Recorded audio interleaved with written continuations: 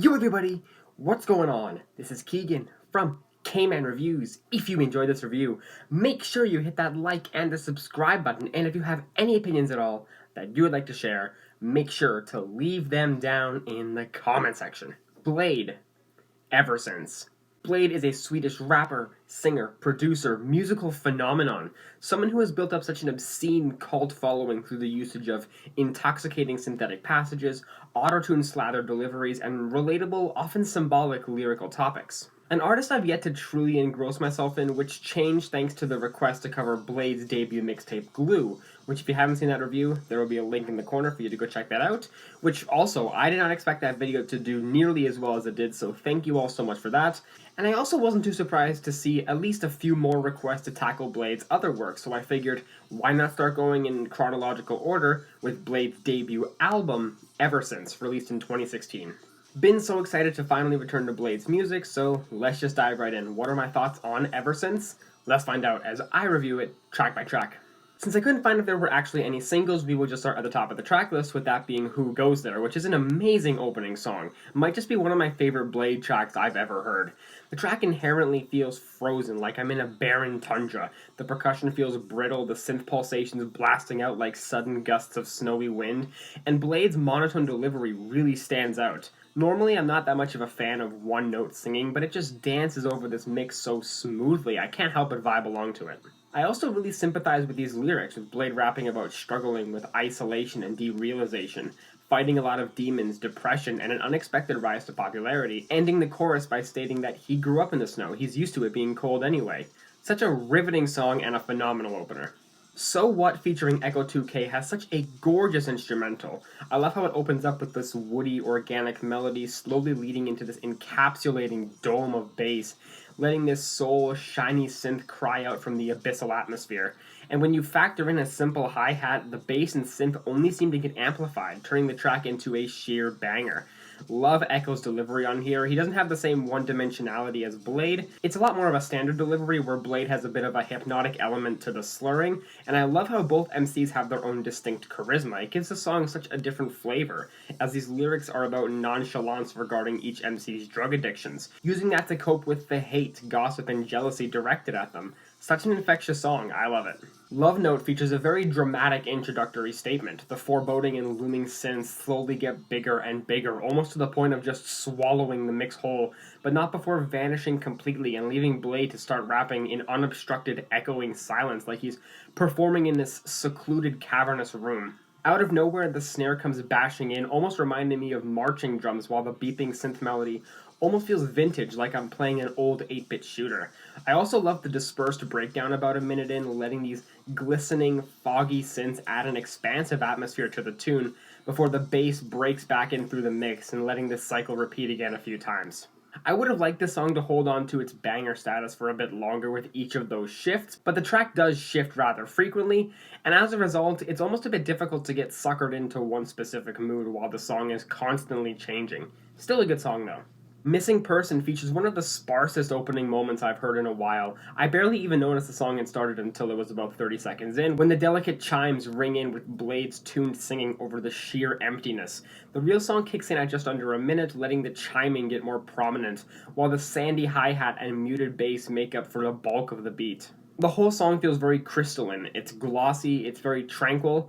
I just kind of wish Bladee was mixed a little bit louder in the beat. It's not a glaring flaw, especially since I think the repressed delivery adds a certain unique vibe to the song, where Bladee almost becomes one with the beat at times. But that complaint really just harkens back to me wanting to hear the lyrics of what I'm listening to. It's just a more of a personal gripe, but hardly a blight on the song itself. What I do get from the lyrics is actually pretty amazing though. Bladee raps in explicit detail about the mountainous isolation he feels, calling himself a missing person, returning to that same derealization theme as on the opener. Just kind of watching people behind his own metaphorical curtain, but at the same time, he's too nervous to actually go outside, only really doing so when it's late at night or raining, when people are usually inside. Love this song too. Romeo is probably the most traditional and by-the-book song on the album, and it all starts with that shimmering melody which leads up to this sugary beat, twinkling synths, clicky hi-hats, and pounding bass pulsations. It's definitely one of the poppier songs on the album, and there's a few breakdowns scattered across the track, and I really like the dichotomy of this instrumental being so sweet and pillowy, while Bladee is arguably performing at his most monotone on the album, which presents a unique, almost comforting vibe across the song. It's certainly not a standout track on the album by any means, and I do like the lyrical content here about romantic anxieties, wanting to treat this girl with all kinds of jewelry, but not wanting to actually be seen with her in public for fear of undisclosed circumstances. It's still a good song, just not my favorite. X'd Out is one of the slowest, moodiest, and honestly gripping songs on the album. It's almost to the point where it starts to break from the confines of rap music itself and just becomes more like ambient or easy listening. I love the bubbly taps of the drum, the glossy synth, the engulfing atmosphere of the track, plus Blade's vocals almost having a bit of a fade out at the end of each bar. All these qualities combined almost give me a psychedelic vibe, especially when we get a few tonal shifts in Blade's vocals, leaving the instrumental to wallow a bit, only to come back at the end of the measure. Lyrically, Bladee raps about losing this partner, but is inevitably fine with it as long as he's got his squad to back him up. Very serene song here, I really enjoy it. Sick has a very simple energy and beat, much like the song Romeo, but I think what helps this one stand out more in the long run is the minimalist ambience of the tune. The synths, while sporadic, really puncture the mix and don't present the loud, luscious volume that was on previous tracks like Lovenote or Who Goes There, leaving a bulk of the beat to the ticking of the hi-hat and bass, which do a good job to carry the vibe of the song. Blade's drony vocals on the song are alright. It's definitely not my favorite performance he gives on the album, especially due to how repetitive it can get, but it does certainly give the song an intoxicating catchiness after multiple listens. Lyrically, it seems to be this withdrawn anthem, the chorus being a persistent reassurance of how sick he is, whether in that he's really damn cool, or sick off some kind of medication, which that's my personal theory, since in the verses he explains how detached he is from reality, only really communicating with his friends, Drain Gang, telephonically, refusing to be seen in person. Pretty good song here. Rip, which, oh my god, this track is absolutely beautiful and sweeping. I love the vast, boundless vibe of the song, hearing the synth blanket stretch all across the mix, soaring until it fades out while the plunky beeps of the synth and quaking bass maintain an engaging melody, plus not to mention that desolation combined with, in my opinion, the catchiest chorus on this entire record. I've played the song multiple times a day since I first heard it, and I just cannot get it out of my head. The track does stay firmly grounded in that vacant sense. It has that same serenity of Sick, but amplified even more as Bladee raps about just being flat out gone, mostly mentally, and detailing his capricious thought processes. One minute he's mentally unstable, the next he's pompous, then he's pessimistic, all while revealing an extreme negligence for his own well-being, using copious drugs and blaming it on how he's a drainer. An album highlight hands down, love this one. Bloodveil / Stillborn featuring Echo 2K is a track which, due to its titling, I kinda expected to be split into entirely different segments, but surprisingly it wasn't, but that sure didn't stop it from being an enjoyable, gripping song. Yet again, these synths reign supreme in the mix, twinkling like a starry night sky, but I also really like the reverberating snare and cymbal, and the minute rumbling bass. However, my favorite part of the song is probably Blade's slow, trotting melodic flow as he maintains that same gray charisma that's been present all across the record. Though unlike on So What, Echo 2K's delivery is much more blue and somber, perfectly matching the melancholic vibe the song expels, all leading to a gorgeous keyboard outro that feels very enchanting. Such a great track here as well. Sugar seems to be the track that a lot of people adore and praise, at least from what I've noticed.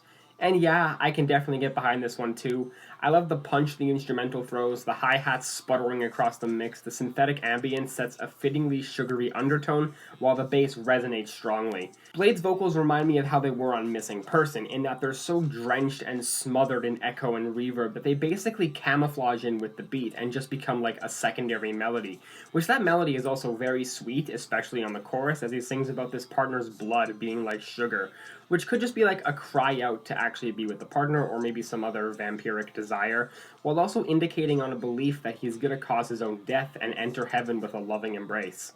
A pretty foreboding song, but I do really like it. Wrist Cry is an eerie, repetitive, and hypnotizing beginning to the final despondent leg of the album, and I quite enjoy it. I do think the hook can get a bit overly repetitive after a while, but hearing Bladee drawl over this beat in his deepest delivery while still holding on to a strong rhythmic cadence is very captivating. This instrumental is also just amazing. The piano glittering serving as the main melody has this emotional potency, especially near the outro when the rest of the beat disperses, leaving that solitary piano. It's certainly strong, and that rumbling bass and clattering hi-hat certainly help the song at least hold on to its bop status. Lyrically, the term wrist cry does mean to slit one's wrists, and the rest of the lyrics do fit that theme of self-harm, with Bladee stating that harming himself is the one way he can actually feel something, perfectly explaining his droning timbre. Really like this track. And finally, the closer Skin, which is the closest we get to a tried and true ballad on the album. There's actually zero percussion on this song at all, just a melancholic, echoey guitar plucking and a calm synthetic humming lingering on the horizon. It's a pretty simple track sonically, but all that palpable emotion is increased tenfold when Blade's singing enters. There's something about the way he's melodically moseying across the beat that just provokes the feeling of emptiness and hopelessness, yet at the same time begrudging acceptance, and these lyrics really portray that as well, believing that life won't ever go back to how it was. He realizes that his life has become darker and darker ever since this unspoken incident, which I'm assuming is some kind of heartbreak, and how he expresses this desire to enter the afterlife. Such an enthralling way to finish the album. Overall, I thoroughly enjoyed listening, replaying, and replaying this album over and over again. There's been very few times when an album, specifically a rap album, has so quickly got me invested. And my first examples could be like Tyler the Creator's Flower Boy, or maybe Brockhampton's Saturation 2, and I think I can comfortably add Blade's Eversince onto that list. The sugary, entrancing, synth-heavy beats are fantastic, the lyrical through-lines are potent, and at times even unsettling, and the way Bladee manages to weave his way around these songs drenched in autotune is a mesmerizing experience. I don't think the album is completely flawless. Some of the songs on here don't quite hold on to the same pedestal nearly as splendidly as others, but there's not a single bad track on the album, so I'm feeling a 9.5 out of 10 on this album.